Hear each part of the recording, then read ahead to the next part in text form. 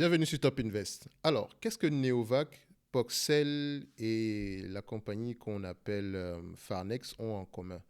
Alors, vous allez tous le voir ici, c'est tous des compagnies qui non seulement ne font aucun revenu, aucune marge, mais dont le prix de l'action bouge ces 5 derniers jours. Elles ont tout ça en commun. Donc, les gens se posent la question à savoir, est-ce que c'est le moment d'y entrer? Est-ce que ce sont de bons investissements? Je pense que vous connaissez déjà la réponse. D'accord? Donc, c'est juste le fait de dire ici ceci. Quand vous voyez ce genre de compagnie ici, évitez-les. D'accord? Vous n'avez pas besoin de ce genre d'entreprise dans le portefeuille. C'est très bien de regarder une entreprise pareille sur 5 jours. D'accord? 5 jours. Mais quand on regarde sur un an, rien du tout. C'est la même chose avec Farnex. Un an, rien du tout. Quand c'est la même chose avec Poxel. Un an, rien du tout. Rien, rien, rien. Mais il y aura toujours quelqu'un qui va vous dire qu'OK, si tu avais acheté ici et revendu ici, tu aurais fait 15%. La même chose ici. Si tu avais acheté là et revendu là, tu aurais fait 56%. Ici, la même chose. Si tu avais acheté là et revendu ici, tu aurais fait 136%. Si tu avais mis 10 000 euros, tu aurais eu 20 000 euros. Si tu avais eu 10 000 euros, tu aurais eu 1 500 euros. Oui, c'est bien de regarder les choses dans le passé. Mais le but numéro un, quand vous essayez d'investir, c'est d'abord de protéger votre capital. D'accord? Qu'est-ce qui me garantissait la protection de mon capital ici? Rien du tout.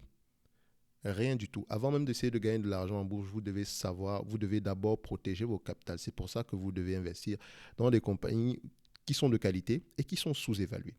D'accord? Donc, quand on regarde ce genre de compagnie, quand j'arrive sur Neovac par exemple, juste en termes de revenus ici, vous voyez qu'il n'y a rien du tout.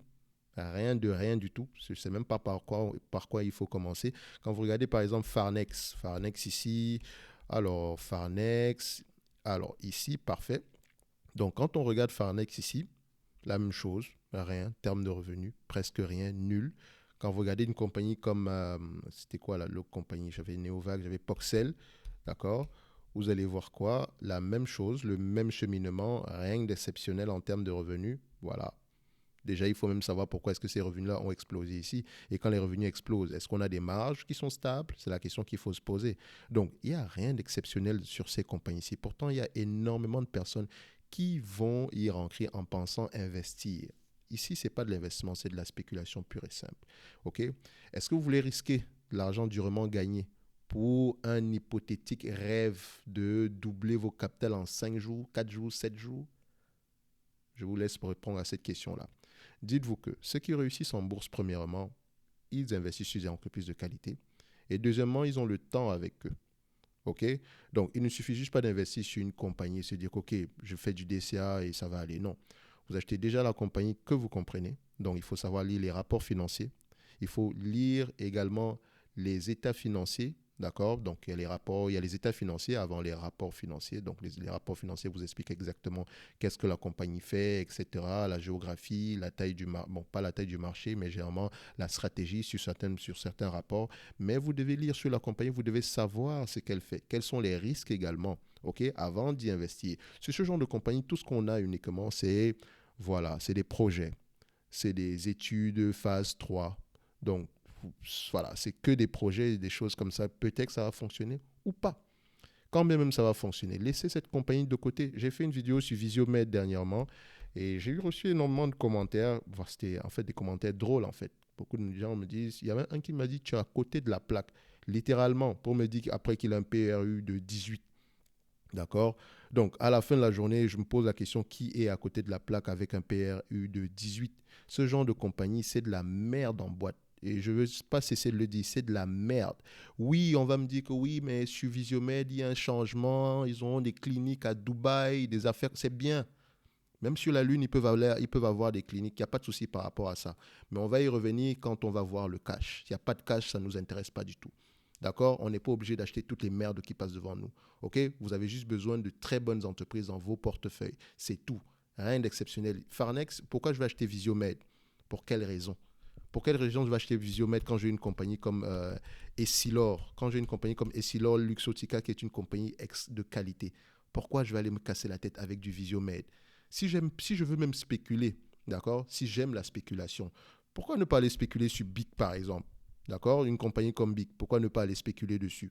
Oui, on va se dire que oui, le papier va disparaître, tout ça, mais moi je n'y crois pas à la fin de la journée. Elle ne fait pas que du papier, hein, pas que des stylos, des choses comme ça. Donc, pas que des briquets, les affaires comme ça. Donc, si vous pensez que ça va disparaître, tant mieux. Mais pour le moment, on gagne de l'argent.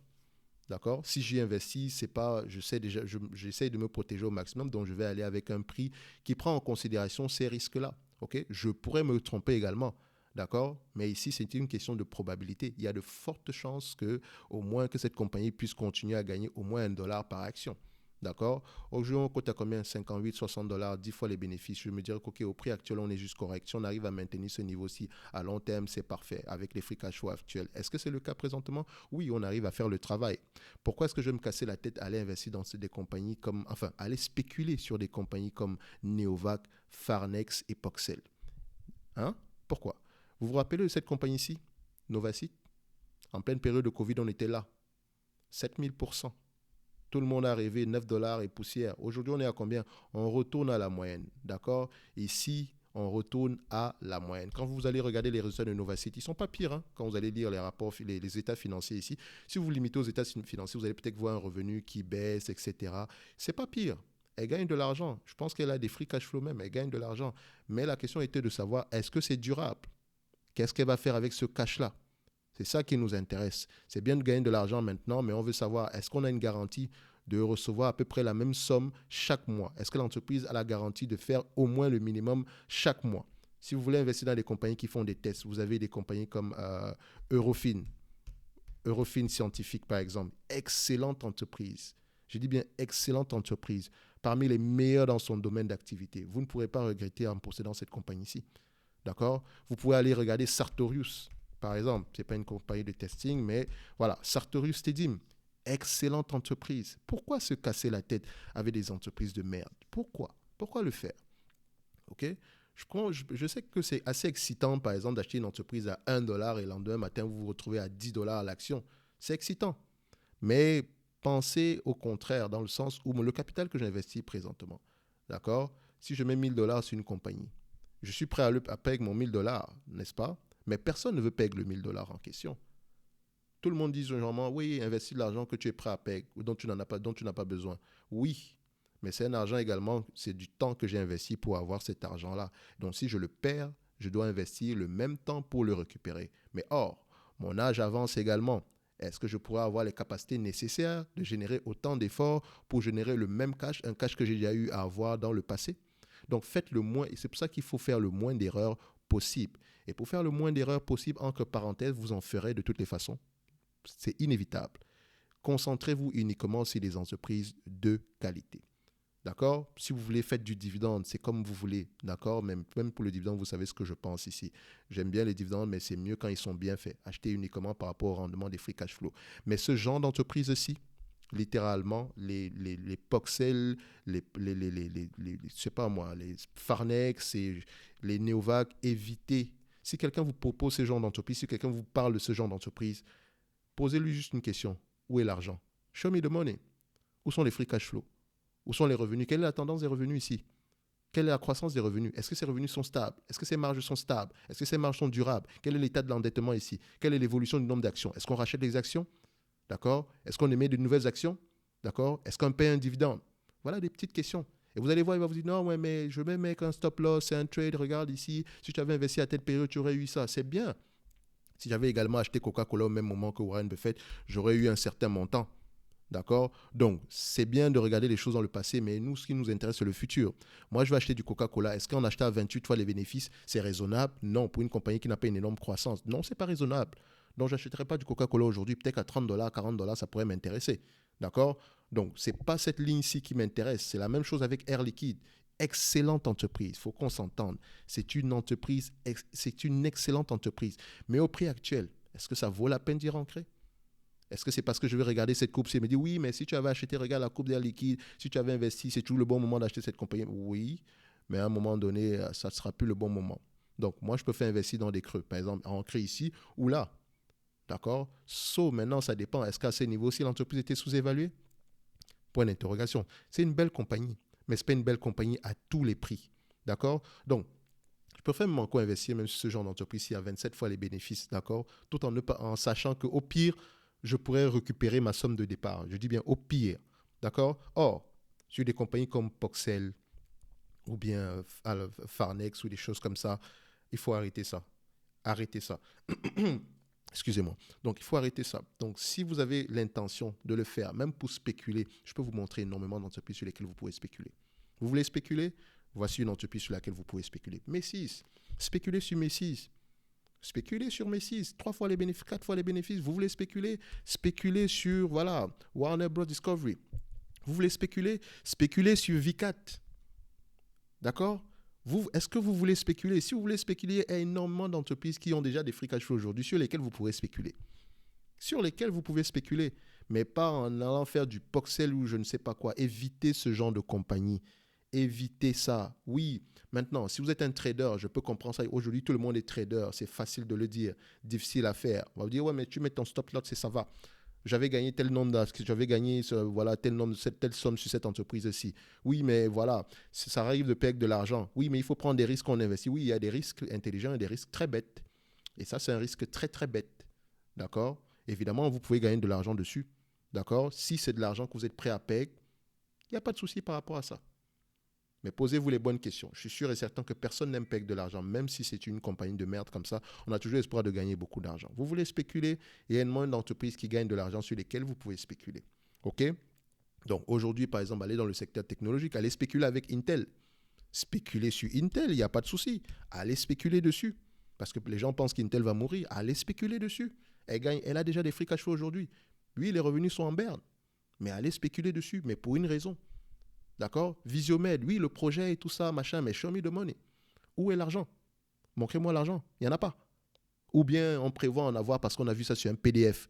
Ou bien quelqu'un s'est assis pour faire une longue vidéo dessus pour dire que, OK, à la fin de la journée, voilà, ils ont des machins à Dubaï, des trucs comme ça, c'est important, machin indispensable. Oui, ça pourrait marcher.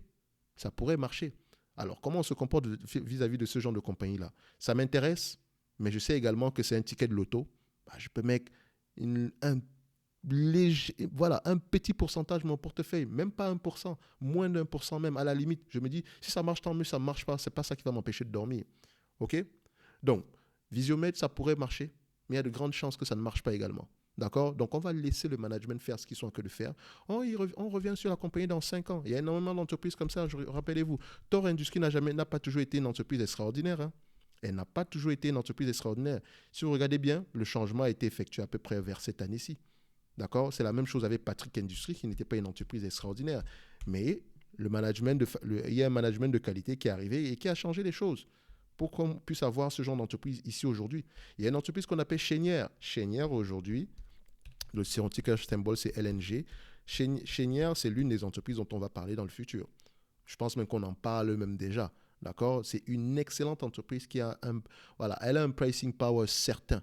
Et c'est aujourd'hui qu'elle commence à gagner de l'argent. Pourtant, elle n'a pas toujours été une entreprise extraordinaire. D'accord? Vous pouvez voir ça ici. Mais à partir d'aujourd'hui, c'est un monument.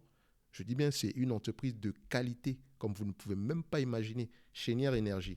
D'accord? Bon, aujourd'hui, je ne sais pas si l'entreprise est surévaluée ou pas, mais il y a de grandes chances que l'entreprise soit sous-évaluée. Je dis bien, il y a de grandes chances. OK? Donc, si vous voulez spéculer, il y a de bons moyens, il y a des spéculations intelligentes.